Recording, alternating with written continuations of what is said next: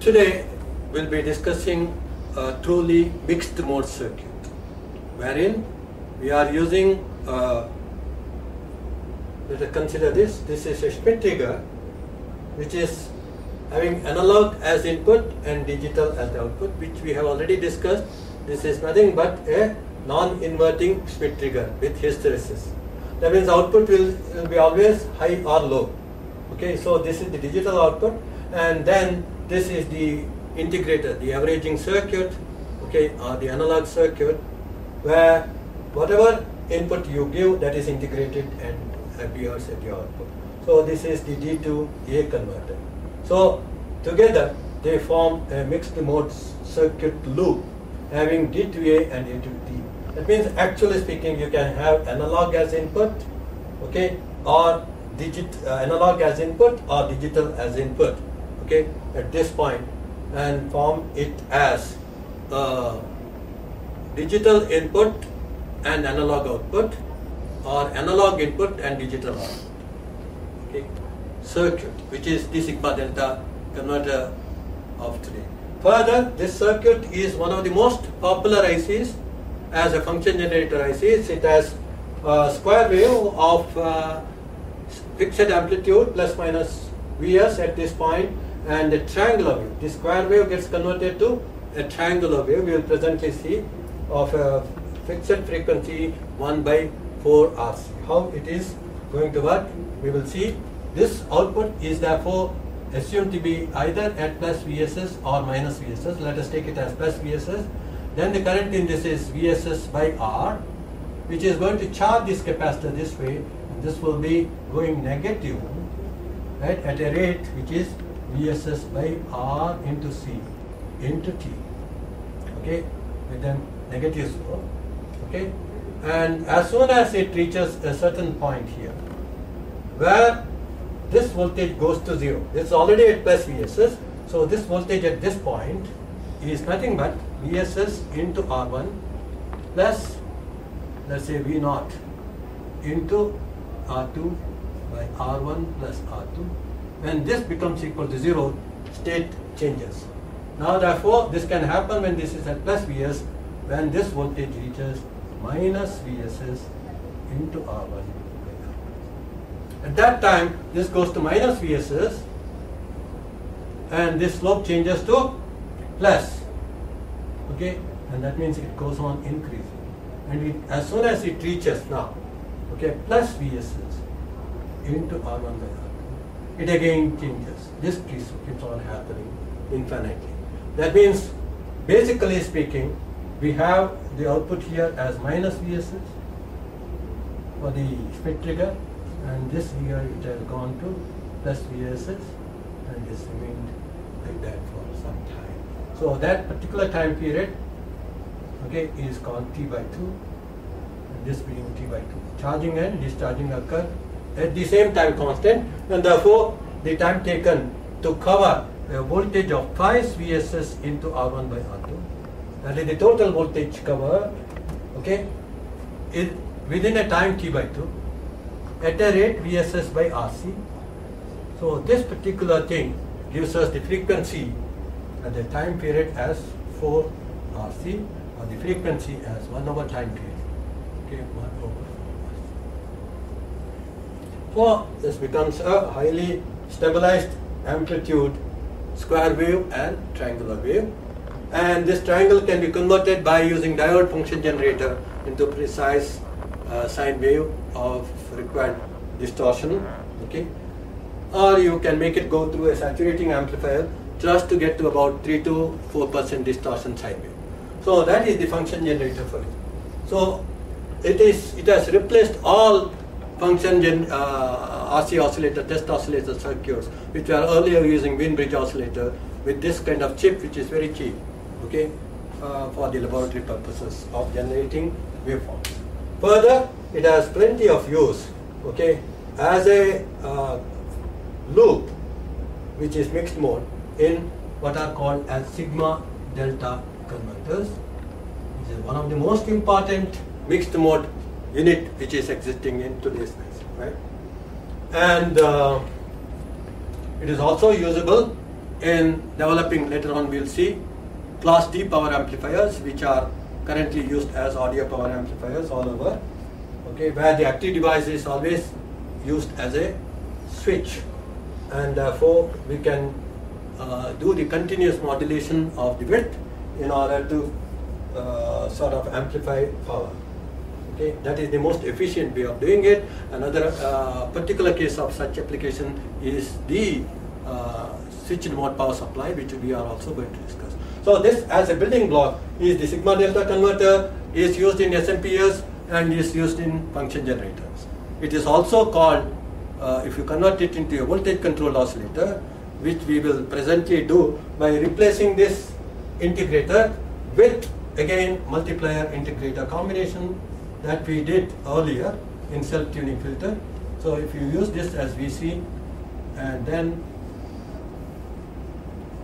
replace the integrator of that, using this plot, then frequency F0 becomes VC by, okay, VR to 4 Hz. So if VR is 10, it is VC by 40 Hz. So it becomes a voltage controlled oscillator, or it can be used as FM generator. So the modulating frequency is given here. Immediately it modulates the carrier frequency by this particular thing. If VCQ is the quiescent frequency determining voltage, then FQ is the carrier frequency, which is VCQ by 40 RC, and then the varying sine wave, okay, of omega m is applied over that.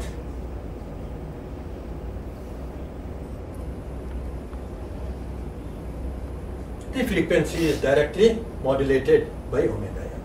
This is the modulating frequency. This causes the frequency deviation. This is the carrier, right? So this way you can use for FM generator or FSK generator. This is what is used in modulator part of the modem, right? So modem is nothing but where VC is going high or low, thereby changing the frequency of oscillation to one value corresponding to high, another value corresponding to low. So that is called frequency shift key. So we see that this has one of the most wide range application in present day electronics, and this is something that we must study, okay? And KVCO of this is again delta F0 by delta VC, which is nothing but, okay, F0.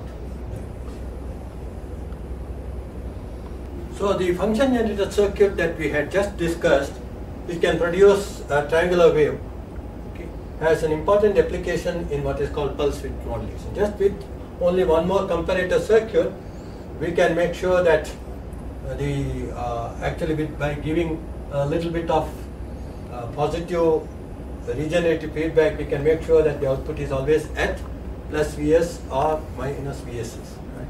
So now let us say a triangular wave input is given to this with peak amplitude Vp, then and the time period equal to t.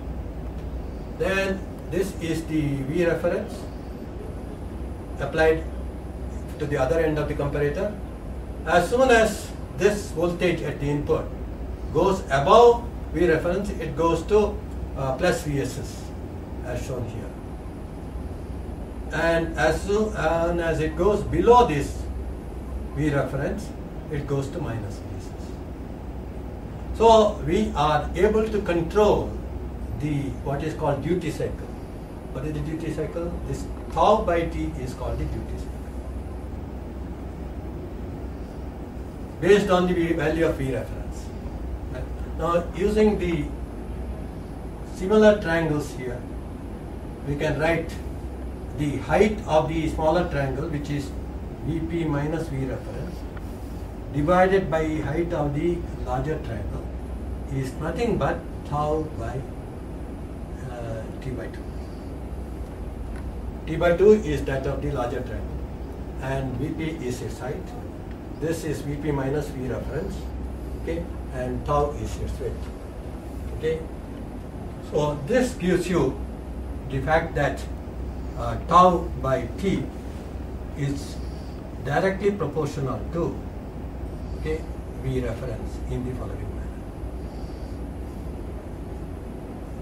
So if V reference is sinusoidal, then the width is going to change sinusoidally. This is called pulse width modulation. Right? And this is the output corresponding to the switch. This can activate a MOS switch also, so that it can handle the power. And then we can put an inductor and a capacitor as efficient rectifier, filter, so that the output is the average of this. What is the average of this waveform? We can say that it is there as VSS for tau and minus VSS for T minus tau, and the time period is T. Therefore, the average of this is nothing but VSS into 2 tau by T minus 1. And what is 2 tau by T minus 1? This is already established.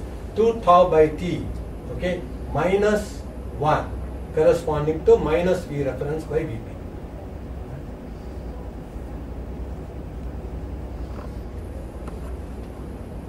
So this also becomes a multiplier, but most efficient multiplier, and it doesn't depend upon the device characteristic at all. So this is one of the most accurate multiplier, because one input is the amplitude and the other input corresponds to the width is V reference.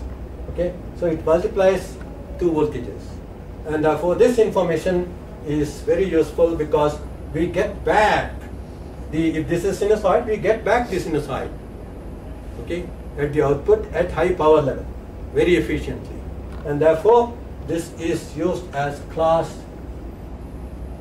D power amplifier stage. And presently you will see that all audio stages make use of the device MOSFET or anything as the switching device, and the information can be at high power level efficiently converted into audio power at the output. It can directly activate the speaker. And that is one application. Another application is where this is nothing but a DC to DC converter. That this DC voltage VSS, which can be unregulated, can be controlled at the output by changing V reference by feedback. That becomes a switched mode power supply, which we are going to discuss later.